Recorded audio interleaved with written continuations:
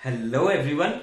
सो भाई जैसे कि आप लोगों को सबको पता ही है, सीबीएसई ने जो कांड अब रिसेंटली करा है भाई, आपके कभी वो पेपर का पैटर्न चेंज कर रहे हैं, कभी क्वेश्चंस की वेटेज चेंज कर रहे हैं, कभी क्वेश्चन के नंबर्स चेंज कर रहे हैं, कभी वो क्वेश्चन का पूरा टाइप ही चेंज कर रहे हैं, जो हमने अभी तक अपनी प्रैक्टिस में देखा ही नहीं है। अब देखो, ये सारे पंगेबाजी में मेरे पास बच्चे कॉल करके दो चीजें मेन कह रहे हैं। पहली चीज तो वो ये कह रहे हैं कि भैया सीबीएसई से उठ गया विश्वास, जो कि बनता भी है भाई। ऐसी संस्था जो कि भाई बिल्कुल इस तरीके से चले, उस पर विश्वास अब दोबारा रखना बड़ा मुश्किल है।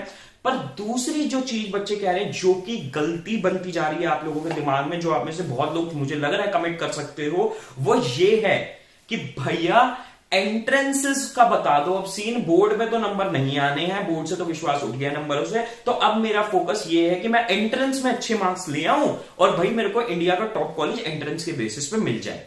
ये थॉट प्रोसेस में गलती है और इस वीडियो में मैं आपको दो पॉइंट्स बताना चाहता हूं। वो दो पॉइंट्स ध्यान से सुनना।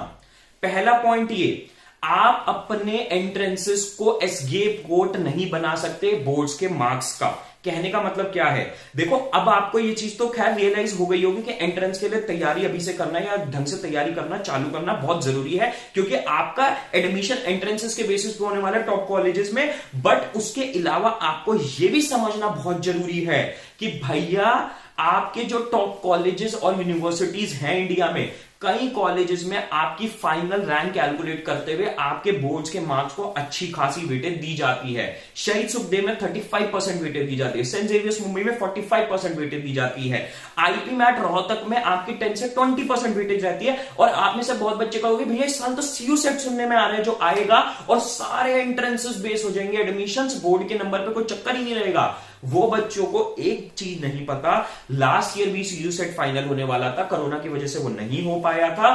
बट बात ये हुई थी, जब वो कमीशन फाइनलाइज कर रही थी लास्ट ईयर सीयू सेट को, तो उन्होंने ये चीज बोली थी कि हम 45% बोर्ड्स के मार्क्स को वेटेज देंगे आपके फाइनल रैंक्स कैलकुलेट करने में।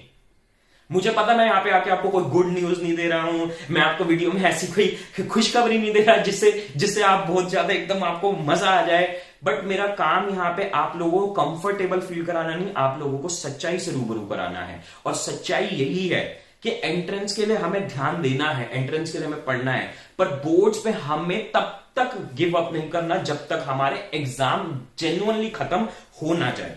बहुत लोग अब आपको आके ये बोलेंगे कि भैया चलो बोर्ड को ही नहीं साइड करो, बोर्ड एंट्रेंस पे ध्यान दो, एंट्रेंस से काम हो जाएगा। उन लोगों के अपने अपने पर्सनल मोटिव्स हैं, जो कि आपको उन बातों पे ध्यान नहीं देना, कान बंद करने हैं। कोर्सेज देखो आपको ऑलरेडी पता है, हम भी प्रोवाइड करते हैं। 16 को हमारा एंट्रेंस प्रिपरेशन का नया बैच लॉन्च हो रहा है। पर मैं कभी भी किसी बच्चे को जाके ये नहीं कहूंगा, या मैं कभी भी ये मैसेज डिलीवर नहीं करूंगा कि एंट्रेंसेस पे आ जाओ, एंट्रेंसेस पे सारा ध्यान रख लो और बोर्ड को कर दो साइड।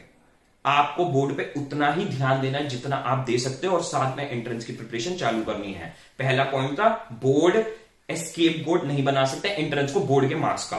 दूसरा पॉइंट मेरा यही है, एंट्रेंसेस की प्रिपरेशन अभी से चालू कर दो, क्योंकि बोर्ड खत्म होने का अगर आप इंतजार करोगे तो भैया ये मान लेना कि कंपटीशन हो जाएगा हद से ज्यादा स्टिफ। इम्पॉसिबल नहीं होगा, पर बहुत ज्यादा मेहनत करनी पड़ेगी और चीजें बहुत डिफिकल्ट हो जाएंगी। तो हमें बोर्ड पे पूरा ध्यान बनाना है, बोर्ड पे पूरा फोकस करना है, पर एंट्रेंसेस के लिए भी साथ में प्रिपरेशन स्टार्ट करनी है, वहां पे भी फोकस करना स्टार्ट करना है।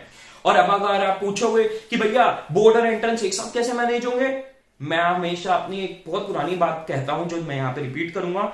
या तुम सोचते रह जाओगे, तुम बहाने बनाते रह जाओगे कि नहीं होगा, और तुम्हारे साइड वाला ही बंदा करके टॉप कॉलेज में एडमिशन लेके अपना काम बना चुका होगा।